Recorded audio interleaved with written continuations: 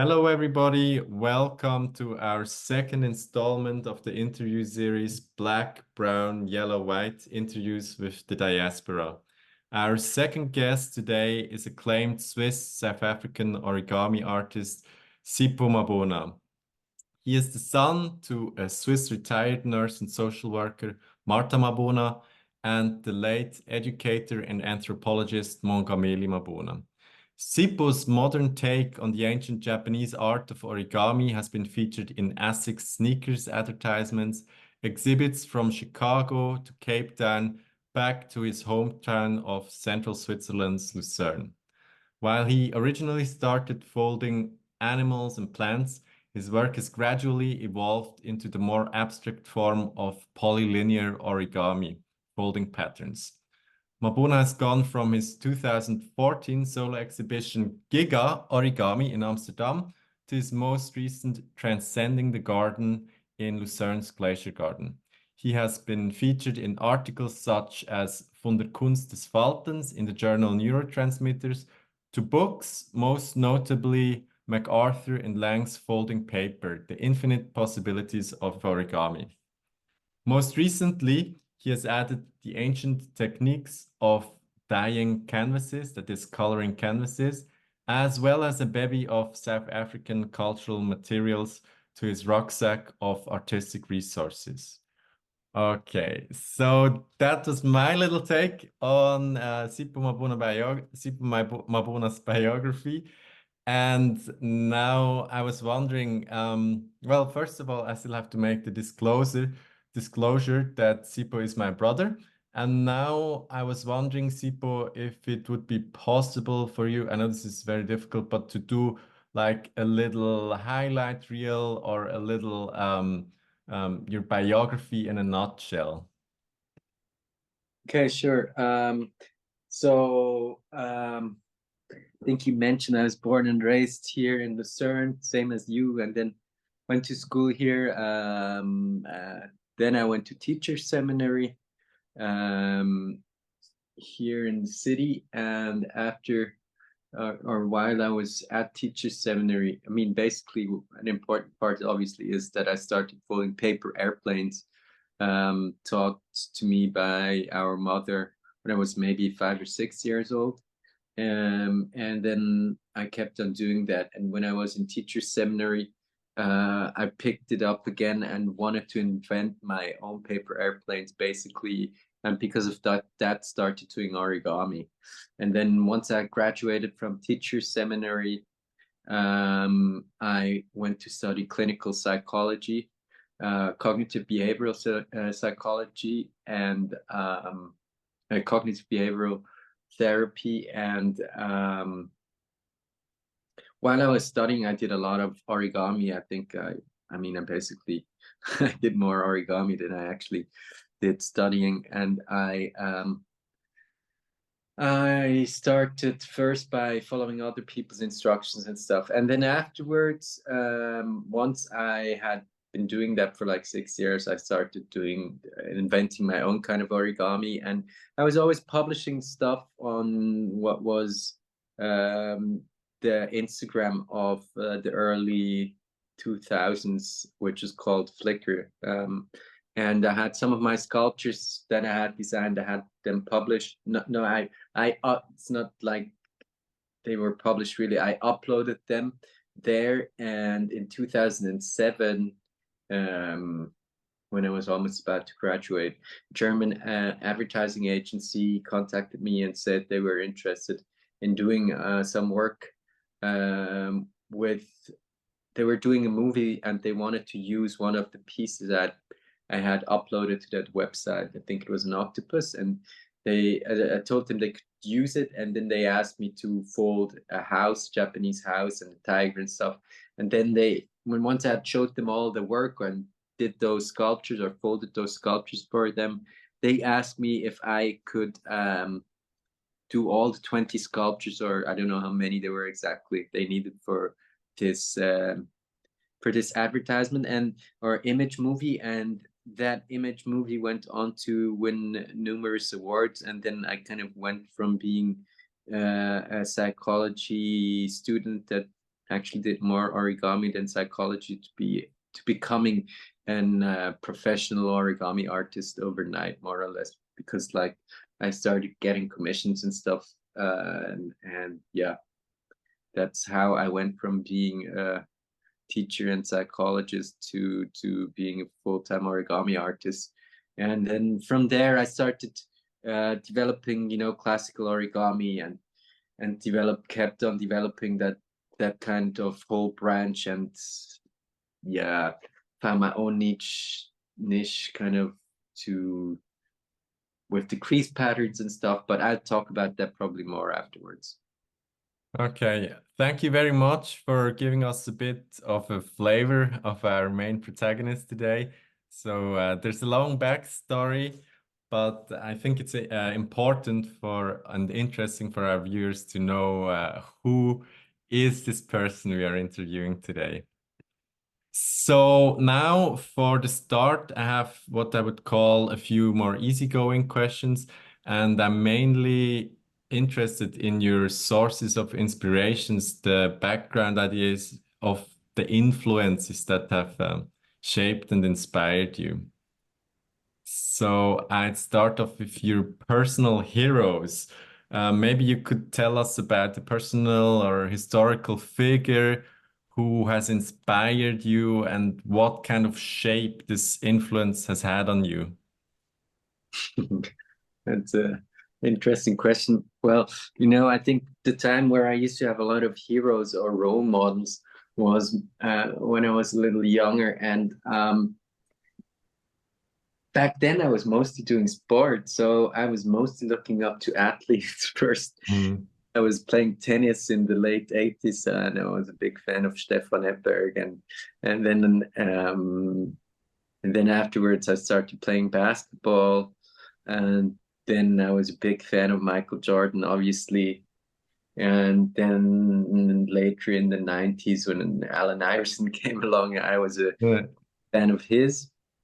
But maybe I don't know. You didn't ask about that, but something that was really that I realized when I was reflecting on like the people that were my role models. Basically, all the sports that I did as a kid were influenced by actually our dad's best friend Clemens or Clash Mokoka, and I think he was also a role model to us, or Mm.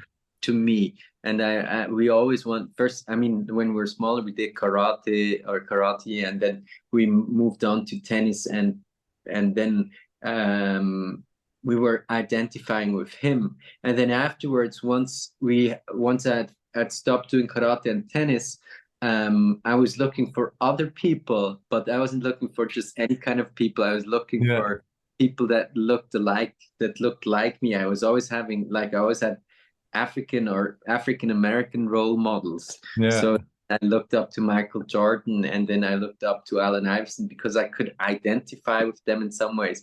And I think likeness is something very important for that, you know, for having a role model. I was also thinking about Allen Iverson because then Allen Iverson, okay, Michael Jordan was the greatest athlete, but then Allen Iverson was somebody who was more similar to me, who had kind of Yeah. my height, my frame, also kind of my complexion. So it's like I realized that that was a very important kind of um, kind of connection that I made, that being able to identify with with the visual appearance. And I think it's the same now also in art. For me, sometimes it's weird because there are not so many role models in the art world, except, you know, like Jean-Michel Basquiat is an obvious one, Yeah. but other than that, there, I mean, now that I know the art more better, obviously there are more, and I don't really have these heroes anymore as much as I had them when I was a kid. But still, it's like you're looking for people you can identify with, and yeah. Yeah, I actually can very much agree with this sentiment, and yet at the same time, it did work the connection with Stefan Edberg, but maybe in the tennis world, it's a different matter. I think that, but that was like influenced by Clash, and then so we were into tennis, and then in tennis probably if you'd have had a person that was a person of color that was Yeah. playing tennis back then, I probably would have been a fan of his. Yeah, honestly, yeah, I always rooted very hard for Yannick Noah, to be honest. Funny enough, I never really identified with him so much, but I think it was just because I never thought he was no more as good as he used to be by the time I was watching tennis. But I think if Arthur Ashe would have still been playing, that would have been definitely somebody. And I didn't even know that that guy had actually existed, back Yeah. then. So yeah. Okay. So moving along in the same vein, which maybe books, movies, or pieces of art do you think have in any way significantly impacted you, or maybe they even have gave you a sense of, being in charge of your own matters? It's quite a difficult question. So mo since I am, or kind of am this still am dyslexic. I think I never was really too much of a reader, but now with Mm. audiobooks that has changed. But I think back when I was more influenced by other people rather than by my own kind of like thoughts, um, it was more about like movies and stuff that I saw. And I think now it has been more about the artists or art that I've seen and Mm. cultural experiences that I've made. So one thing that I think influenced me quite a bit was um or have been other than like um let me think. So what I just when I heard this question, the first thing I was thinking about basically was the work of Rei Naito, who is a Japanese artist, Hmm. and she did a work actually somehow, I don't know exactly if it was in collaboration or in response to an architectural building. So it's a permanent installation, art installation, or a permanent museum Yeah. um, on the island of Teshima in Japan. And there's this building that is a super flat. Well, it's hard to describe, but anyway, that art piece and that building are kind of one piece in a way because they Yeah. go together. It's just one installation in that huge space, which is 40 by 60 meters, but only 4 meters high, and it's kind of like looks like a speech bubble almost in the shape. Anyways, that piece influenced me a lot because I went when I went in there the first time, I felt like this is the first art piece that or this is the closest that I've come to a religious or spiritual experience in a long time. Yeah. And also when I saw the piece, I kind of felt like I understood what life was about, which was super weird because basically the piece is like droplets of water um, coming out of the floor through like tiny openings which you can't actually see, and Hmm. then droplets, because the surface is quite water repellent, they move along the surface, and it has different kind of different the surface has different kinds of angles, and so they kind of move and flow together, and it kind of just let me understand how everything in our lives kind of moves and flows and then gets together, and then like these drops separate again, and then they Yeah. go into holes and then they reappear, and it just felt like so much like life. And Yeah. I was sitting in there, and it was like this spiritual experience almost, and I was like literally crying. Yeah. And yeah, I think that was like one of the greatest cultural like inspirations or influences. I don't know. I can't put the finger on what exactly it did to me, but I Uh-huh. felt like also. I mean, I haven't done too much of that, but I felt like I also wanted to do more experiential kind of art that kind of like evokes those evokes feelings. Do more installations, although I must say I haven't done works that have been really immersive, which is something that Yeah. I'm aiming to do. But yeah, that was probably the one of the most important experiences. And I mean, like influences. you know, for me, it's really hard to pinpoint it like other, you know, like books and movies and stuff like that. I think to me, it's more like inspiration is just bits and pieces of things you pick up during life, during your everyday life, and in conversation with other people, and they Yeah. kind of stick in your head, and then they kind of like get, you know, meshed together in a subconscious way, and then they kind of pour out of me in the ideas that I express with my art. But it's not like I can put my finger on something specific. Yeah. Yeah. So it's not like, yeah, this one of distinct experiences you can point to, oh, it was this and it was that, but it's like little micro infinitesimal experiences that accumulate over time in a Yes, way. I think, I mean, it's everything. It's like how you get dressed. It's like, you know, very important life events. Like, and then also, and then like, you know, stuff like traveling to Japan. I mean, I can't tell you, like, I've been there on vacation like 2 or 3 times, and I Yeah. can't tell you exactly what it is, but, you know, just the whole experience is influenced me in some way, and it passes into my subconsciousness, and then I think there it gets meshed together with the other ideas. And like, Yeah. for instance, like the work I'm doing right now, I mean, I've always wanted to do work that is more connected to my African heritage. But Hmm. and I started doing some work with kind of like, you know, Nguni cowhide and stuff like that. But it never really popped. And then like when that passed 2 years, 1.5 years ago, or almost 2 years ago now, um, I felt like even more. I felt like I wanted to do work in that kind of vein, like more show the connection that I have to South Africa and all that stuff. But it Yeah. still took some time. Like a year later, all of a sudden, like it was like bam, and all these kind of words or the ideas for these new pieces were all of a sudden in my head.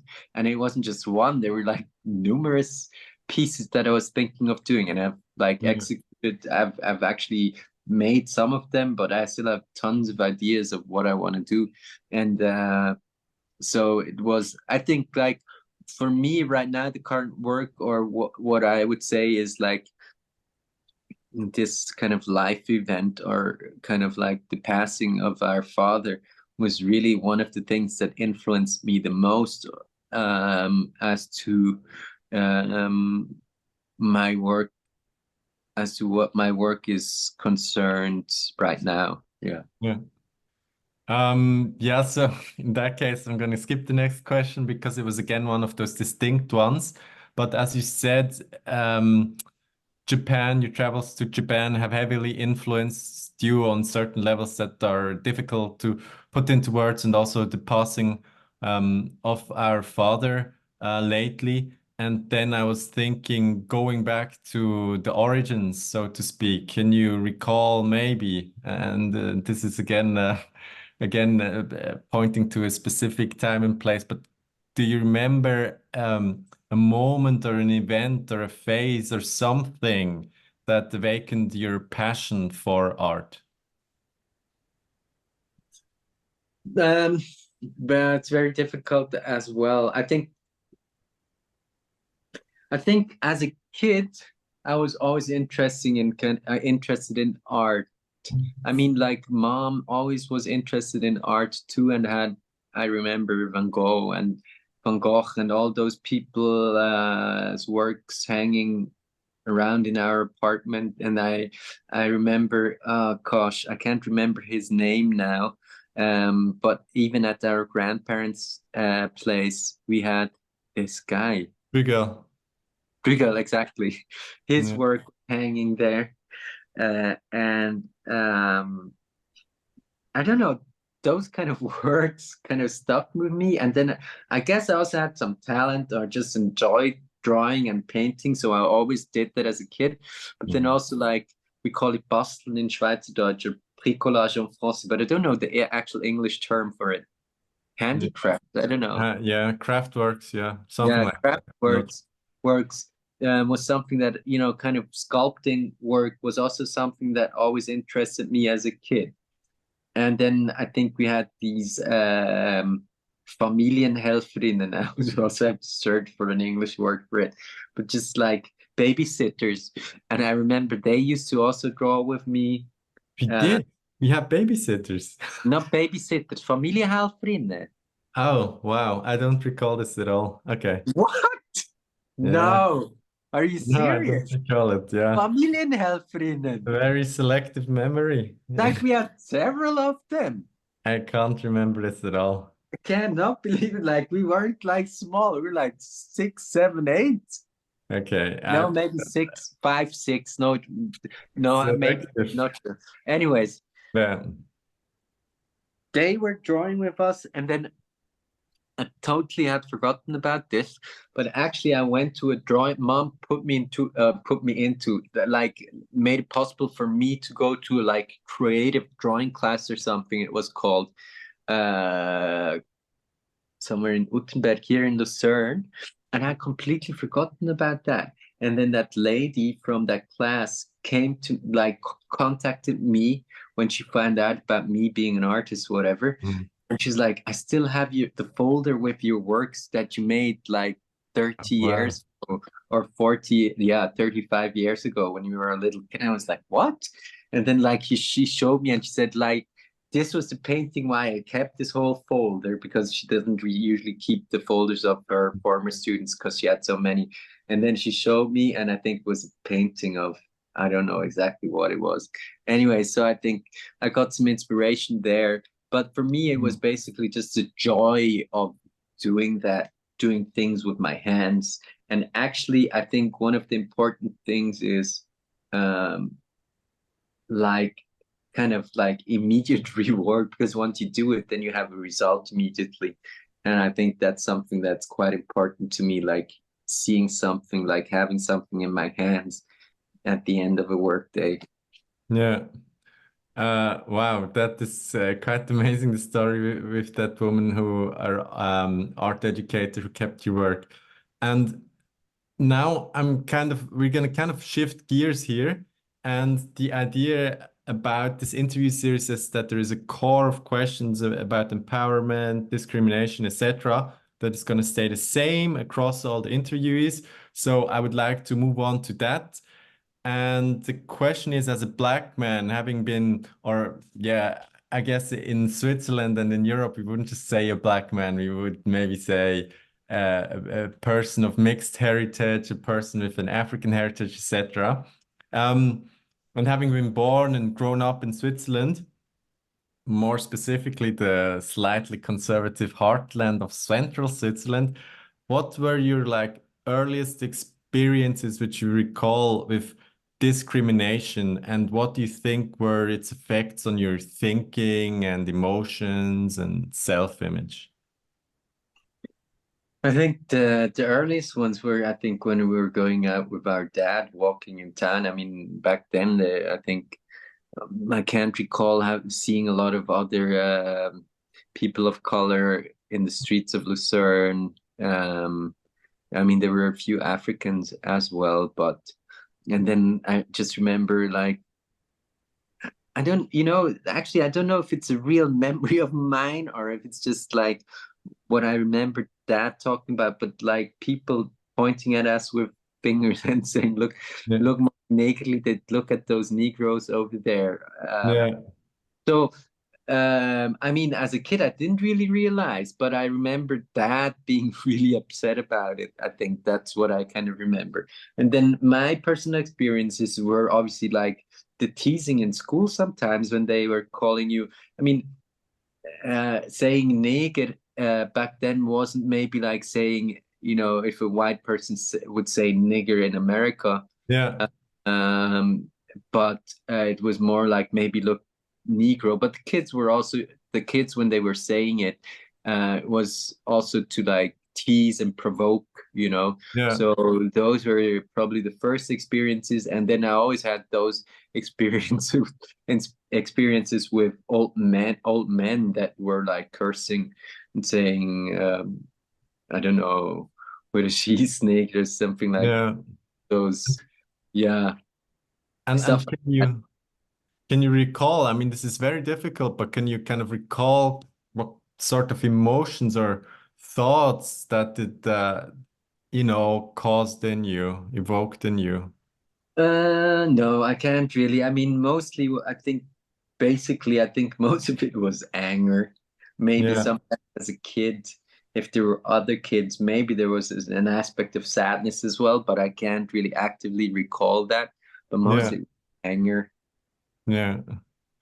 And now on the positive side, or so to speak, on the side of sunshine, do you recall maybe your early experiences, sense of being in charge of your abilities, being feeling in a way empowered? Oh, there's still, let me, before I answer Yeah, sure, sure. this question, I still have to get back to one. Sorry, this popped to my mind. When I was in third or fourth grade, we used to have Hmm. a teacher. He was quite old. I think we were the last class he was teaching. So he must have Hmm. been 65. And he, and we were doing like, I think I was doing a vase or a clay sculpture or something Yeah. like that. And then he was saying that my way vase or my sculptures were were very good, but that it wasn't surprising because Africans were just able to sculpt like that. That's that's Mm. the memory I have. And to me, it was like, as a kid, I was like, I didn't know what to do with it. I didn't feel like offended by it. But like in the aftermath, obviously, it was like, wow, that was like super weird. But Yeah, anyways, I think he was saying something positive back then. But yeah, yeah, yeah. I think. yeah. um Yeah, so it's very difficult, I think, really to separate out this goodwill from the kind of b- almost inbuilt racism, like systemic racism in language and in thought patterns, and people kind of meaning well, but still actually, uh, yeah, being discriminatory in a kind of unhelpful way. So my next question then moves on exactly to this issue of language. That is to establish kind of a common language. And I'm most interested in looking a bit at the vocabulary with you. So be it in terms of your experience or your thinking, your feelings, all of those. What, to your understanding, is your definition of the term racism? Like, what does it include? What does it exclude? And maybe even some causes and effects which you can see. Um, to me, it's like looking down upon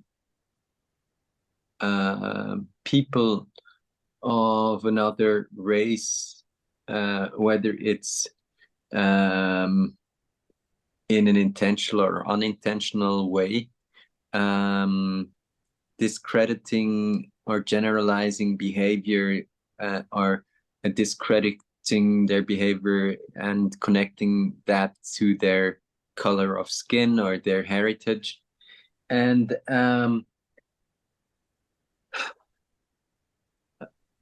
I mean, obviously, all in all kind of forms. If it's whether it's in behavior, whether it's in language, or whether it's in like like actually shows through violent acts. Um, and what else? I mean, yeah, I think it's a point that is very important. I think in the whole discourse, or has become very important here in Switzerland, because I think like one of the, it's a minute kind of thing actually, but somehow in the beginning I didn't understand why it's kind of like this big deal. But it was this thing where these like Mohrenköpfe, what they used to call them, Mhm. I still don't exactly know what the right term for them is, but Schokoküsse. Schokoküsse. So those sweets, which are like shape like the shape Mushroom.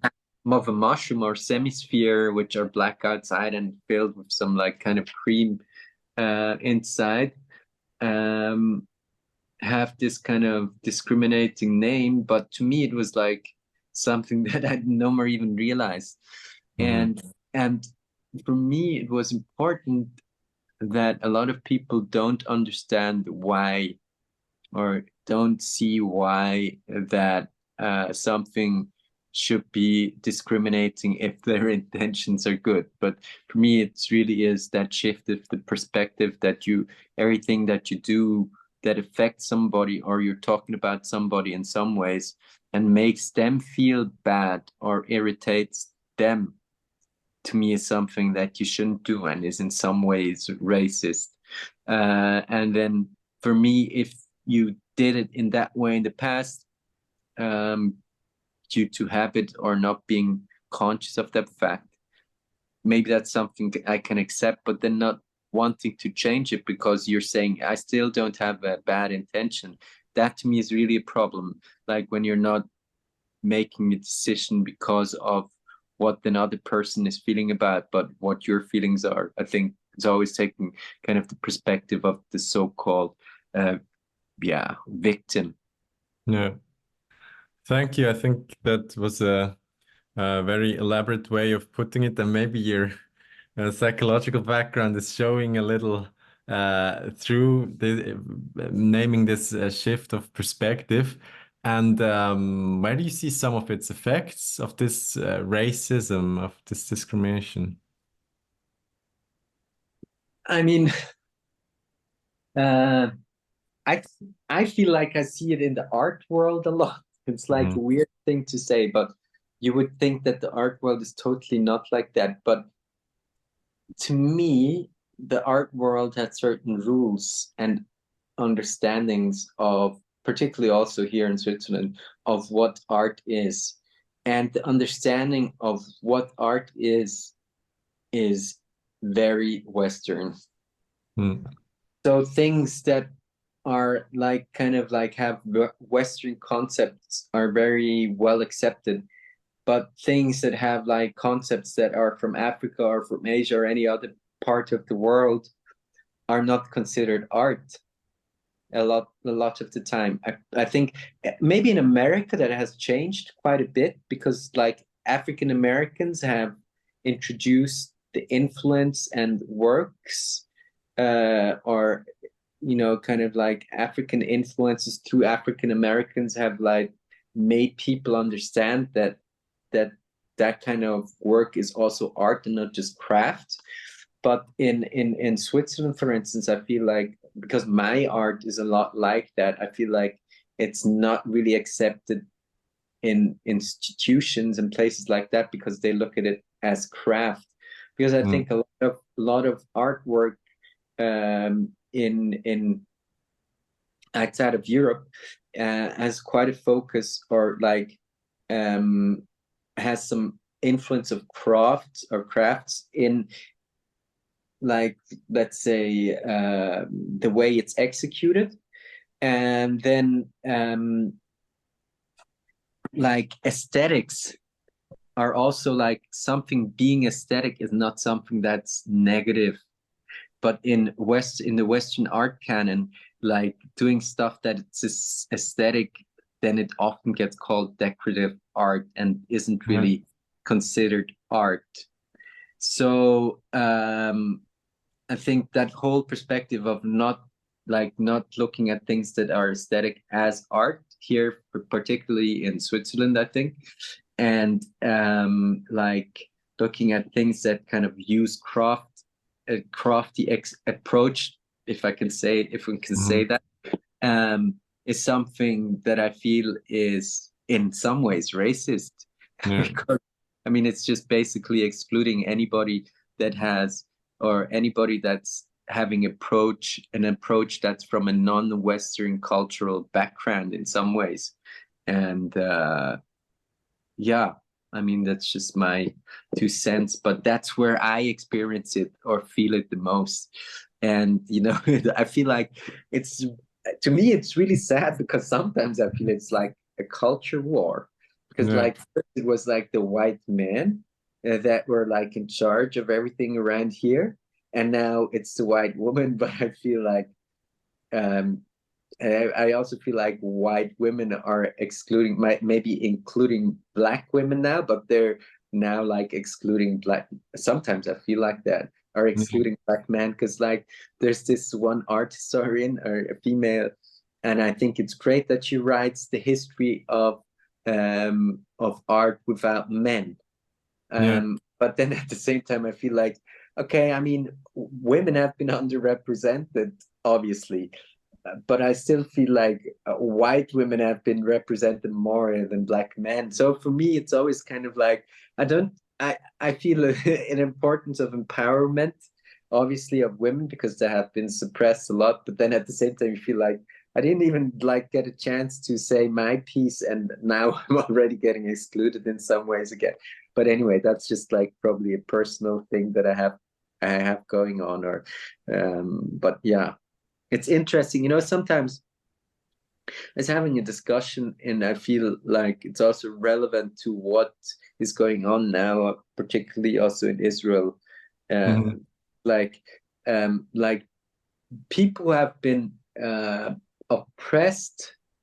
Their memory of being oppressed gets lost quite quickly, and as soon as they're empowered, I feel they very quickly become the oppressor in some Mhm. ways, and don't even notice themselves being an oppressor. I Yeah. think I think it's the same. It's probably going to be the same once black people have more power, or Asians have more power. You always kind of, I don't know. I just like, as soon as you get power. I mean, I feel the same way about like political systems. As soon as somebody gets in power, they start oppressing other people. You Yeah. know, it's really weird.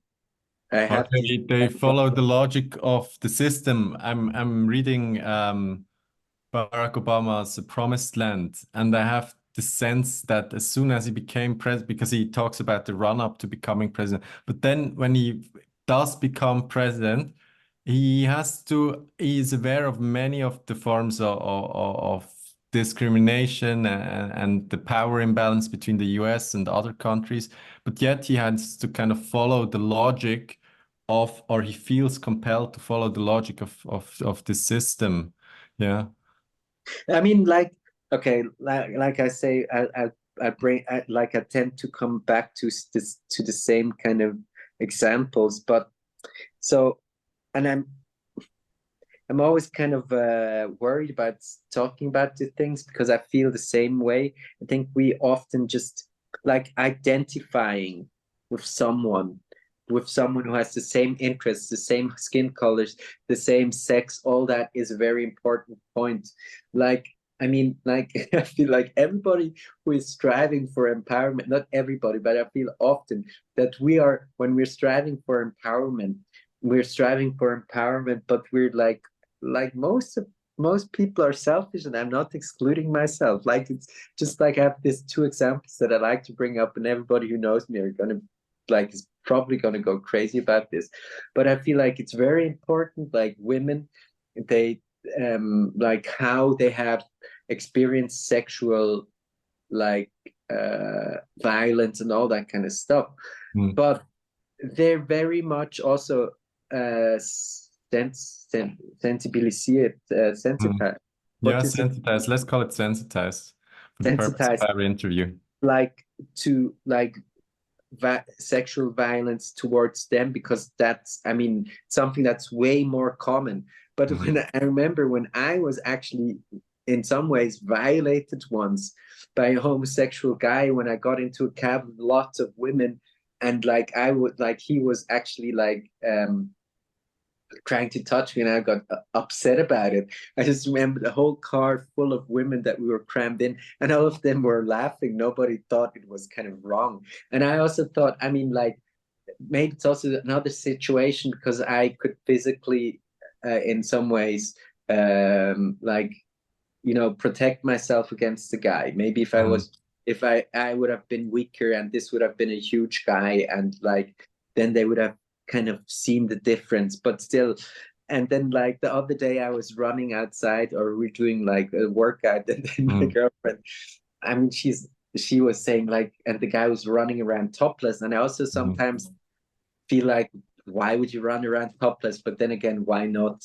And then like saying like, why do these guys always need to show their body? It's like, I mean, like, if I said something like that about a woman, then probably she would also feel weird about it, because like Yeah. they're also on the front of like saying free the nipple. So I think when we are empowering people, just like me, like talking about the problems that I see with me being an African, or having African heritage in the art world here in Switzerland, I think we always have to be very conscious of the fact that we're looking at our own perspective and not lose perspective of other people that are being discriminated. I think that we can't really identify with. I mean, it's not always the case, but sometimes we lose that kind of connection. Yeah. Yeah, it's an incredibly involved topic to unparcel. I leave it at this statement of yours because I do think it's very it casts a lot of light on the issue. I would like to just move along to actually the next expression here, and the one which I think should be central, and that is empowerment. What is your understanding of empowerment? What does it include? What does it exclude? Yeah. What's the meaning of it? Oh my God. You know what? That's the question I was most worried about, because I can't really, I think it's a very complicated uh, complicated subject, because also from a psychological aspect, because like, you know, I know that I don't know about all what they are called, those interventions that the US did, where they're giving like Quotenregelungen, wie heißt das? Yeah. Well, quota, I would say, but in this case, it's something else. But to make sure that women and people of color are adequately represented. Yes. Or like the other thing they did in America, the something to something act, where they, well, anyway, in general, for me, the idea of empowerment, can you say the question? Can you repeat the question? Basically, I mean, just your understanding of what does it mean for you? What do you feel is empowerment? What's in there? What's maybe not in there? In your understanding, I mean, the definitions there, I'm sure there are thousands. I mean, for me, it's more about not even so much about having particularly. I mean, I have been raised in a quite privileged situation. I Mm, mean, I'm being raised in Switzerland, uh, and you know, having access, and I've definitely been discriminated. Maybe for me, it's more about having equal chances here. But I mean, mm, there are other places in the world where people don't have equal opportunities, or don't have all these chances, you know. And yeah. I mean, there's so many ways, but I think there so many ways of or things of empowerment are tricky in some ways, that you always want to have people, you know, make improve their situation not only in the moment, but Hmm. also long term. So I think in education it's very important, and giving people tools, not giving people just, you know, like things they can work with, early access to education. Like I saw a program, for instance, in South Africa, where kids go and pick up garbage, which is might sound weird, but I feel Hmm. like in a lot of, like, I remember going to South Africa, and there in the 90s, in the early 90s, and like the Transkei was covered in trash. Hmm. Um, I just felt like those people, they have a lot of issues in you know, like more existential problems. So they're like, I can like throw plastic bags away. It's not so important. I need to know where I'm going to get my next meal, kind of idea. But then, like, I feel like now they have this program where you're picking up this trash, and in the Transkei, and the kids in the kindergarten do that, and they get Eastern Cape, taught, yeah. huh? Eastern Cape. In the Eastern Cape, yes. And they get taught to pick up the trash. And I think it's important because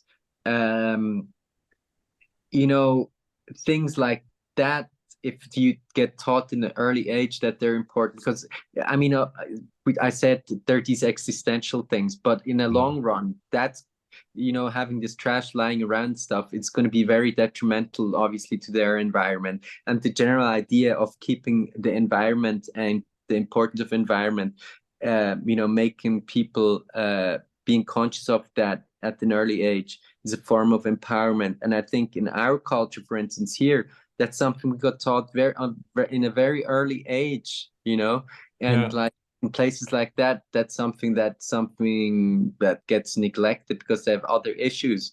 But I think in the long run, it's going to be very important for them. And that's a point. But other points in general are like education, having access to education, having access to books, having access to, like, I mean, not everybody likes books, like, for instance, like me, but having chances of having role models that show you how to do certain things, um, all kinds of education. I think that's, for me, the most important aspect of empowerment at an early age. But then also, obviously, when you're older, particularly for women, also having the same opportunity as men, because, like, that's a big issue. I think also, I mean, in South Africa or other places where around here as well, where women just don't have the same chances as men. I think, yeah. I mean, I think I'm turning around in circles here, but No, no, yeah. I think it's a very from what I hear you saying, it's a very multi-pronged approach. Yeah, it's all kinds of levels which you need to address to really get people to have a sense of agency where they can act on their surroundings and environment and social world. Yeah, it's very interesting. Okay. So now I would like to move on to the penultimate segment before a brief wrap up. And it's again to be intended to be a bit more playful and vivacious. And for now, I will call it non-trigger triggers. And please, Sipho, I would like you to very briefly, like ad-lib or freestyle on the following people and concepts, just what pops into your head. And I know this might not be so easy, so you can feel free to keep it short or to even skip if you have the feeling, oh God, this is mission impossible, I cannot do this. So yeah, however you feel comfortable approaching this. And these are supposed to be triggers for thought, and hopefully, I very much hope, not triggering in the psychological traumatic sense of the word. So non-trigger triggers. Are you ready? Yes. Madiba, I'm currently reading Walking Long Way to Freedom, or whatever his autobiography is called. Yeah, very influential person, and Dad talked a lot about him when we were kids. then paper, This stuff I work with. the white cube, Somewhat boring, but can be filled with very interesting content. Kwaito, South African music, rhythm. Kyoto, Cultural center of Japan, very, very, very beautiful. Wakanda, Black Panther, Biko. Steve, Cry Freedom, Yeah, Denzel Washington. you got it all correct. Pascal,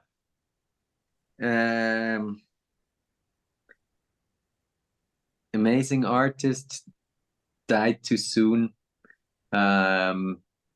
Sometimes makes me think whether drugs are some kind of doping used by artists.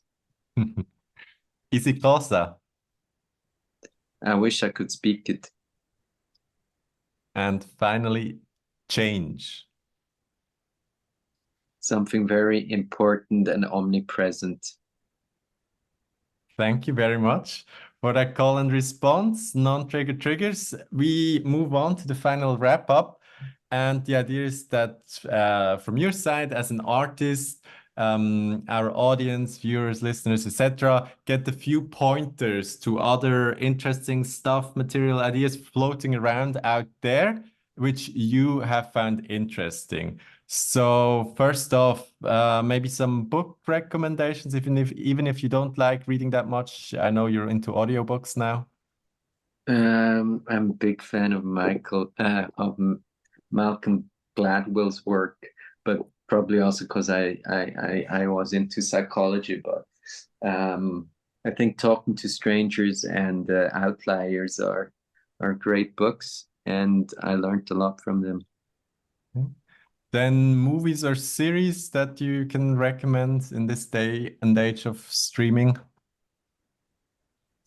Series. I mean, nothing that anybody hasn't seen. Succession. I love Succession, although it's kind of like raw, but I like the dialogues in Succession. That's the first thing that I just thought of. And then movies.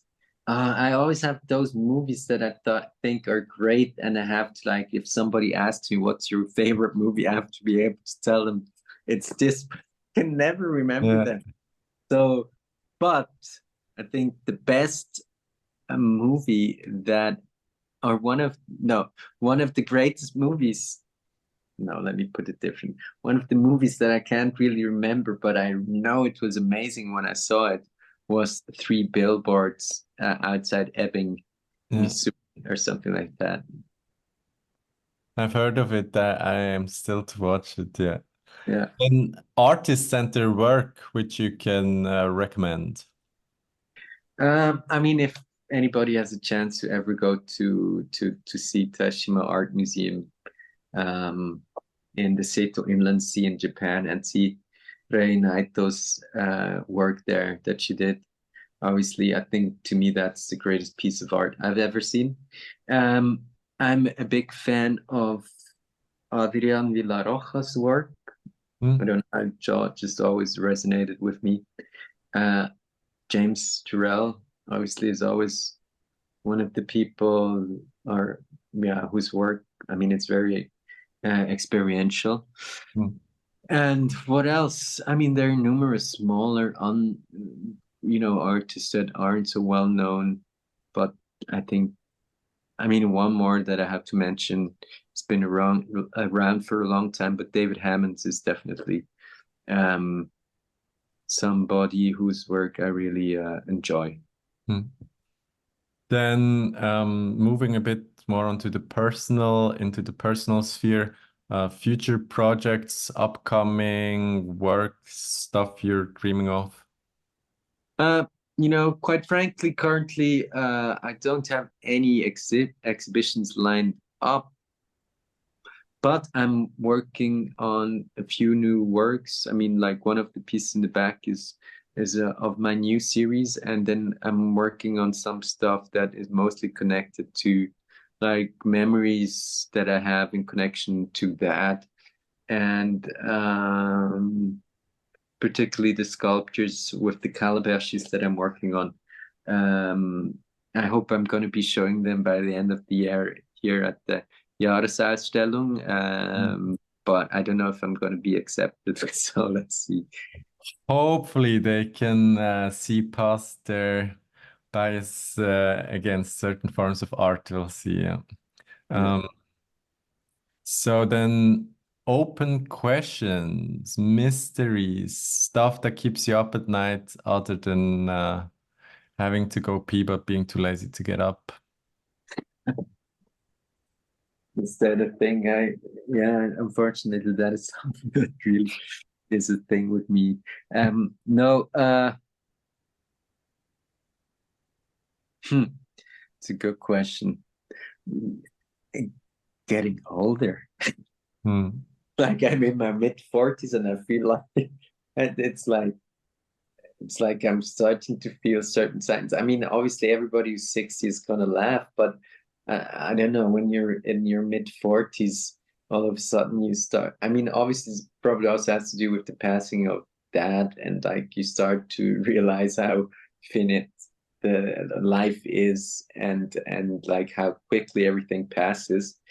Hmm. But yeah, getting older is definitely something that's on my mind. Like all of a sudden, like realizing, because like obviously, like we have been blessed with good genes as far as that is concerned. That I don't think we've aged very badly so far. But like all of a sudden, you see wrinkles in your face and stuff like that, and you see like, wow, I'm really changing. I mean, it's not vanity. It's just like realizing that there's change, and it's like actually happening Yeah.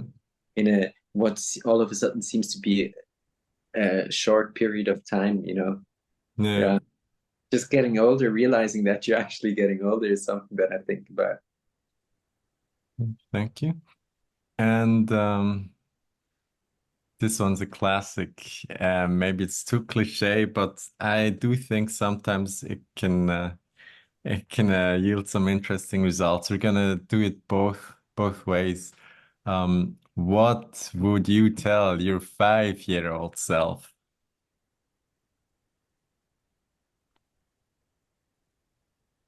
Oh my God, 5-year-old. 5-year-old is super young. Yeah, Oh, let's go to 10. What would you tell your 10-year-old self? oh, it's so difficult. I mean, for me, it's mostly about enjoying or realizing how great like the experiences were that I've been able to make, like having been able to go, I don't know where, and meeting, I don't know who. And sometimes you only realize it after you've done it. And the older you get, the more you're able to enjoy the moment.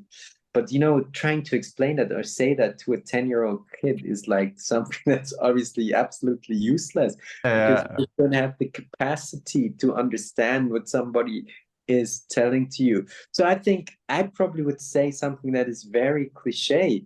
yeah, Try, try to be, try to view or te try to take the perspective of other people that you're interacting with, and try to be nice to them, because I mm, think something that bothers me in the aftermath of being a kid is that as kids sometimes you're like so self-centered and in some ways so cruel to yeah, other and people. And bestial, yeah.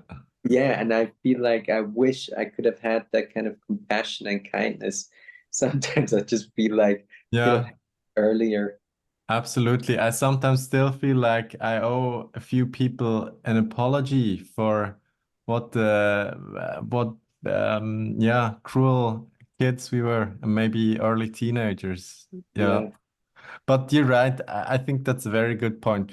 This question comes up again and again, and yet it's somehow not only is it unrealistic, but it also in a way doesn't make sense in that the kids cannot the young kids have a hard time taking in this super general, wise, far-looking advice. So let's do the reverse then. What would you tell your 80-year-old self? What would I tell my 8-year-old self? Wow, that's even more difficult. Um, I mean, I can only uh wow, it's a really difficult question, because I mean, I don't know. At 80, what am I going to remember? How good, Mm, how like okay, let me just take the perspective of my mom and my dad, and try to understand how they have changed over time. mhm, And then I probably try to tell them, try to remember how you felt when you were younger, how you felt about things when you were younger. Yeah. Because I think sometimes it changes and it's really difficult to connect to how you felt when you were younger. Yeah. And and and yeah, it's always so difficult because dad, so dad was so much, one of his focuses was like the importance of emotions, right? Mm-hmm. And I think emotions are so strongly, are such a strong kind of like um driver of what you do, right? It's not so much the like conscious things, a lot of emotions that go into your, or unconscious things that go into what you say or what you do, right? Mm-hmm. And I think they are so heavily influenced by our hormones, Yeah. and our hormones change so much over time. So it's really, really difficult, I think, to like get into or give advice to someone and them not being beratungsresistent. I don't know what you call that in English, but being Is- stubborn and not really being resilient to what you call it, advice. Yeah, advice So proof. yeah, so it's like really, really difficult to take perspective of an 8-year-old or a 5-year-old because your emotional state is so different. Yeah. So yeah. Okay. Well, I think that's a very interesting answer, and it again goes a bit, yeah, into the psychology of it, because I also feel that now when I interact with mom, I get the sense of that she's in such a different space of such a different mentality. It's very difficult to get to or to imagine that state. Yeah. Yeah. Same, of course, even on the other end with Sky Olivia Mongameli to get, she's a baby, but still, like sometimes I wish I could just get into her headspace. Yeah. Yeah, but I mean, for me, it's also interesting to see how you have changed since you've become a dad. And like, I mean, how different that must be. Yeah. Hmm. Yeah. So yeah, that's already the end of the interview, Sipo, and I thought it was super interesting and satisfying to see your perspectives on these different issues, especially as an artist and somebody who clearly has thought a lot um, about these topics from many different angles. It's been really, yeah, fascinating. Thanks. It was a very interesting talk, and it's always good to do this kind of interviews because if you consciously think about things, they always give you like new ideas and inputs and inspiration for new thought processes. So thanks a lot for that. Yeah, thank you. Okay, folks, that's been it with episode 2 of Black, Brown, Yellow, White. I hope you enjoyed it, and I'll see you next time. Take care.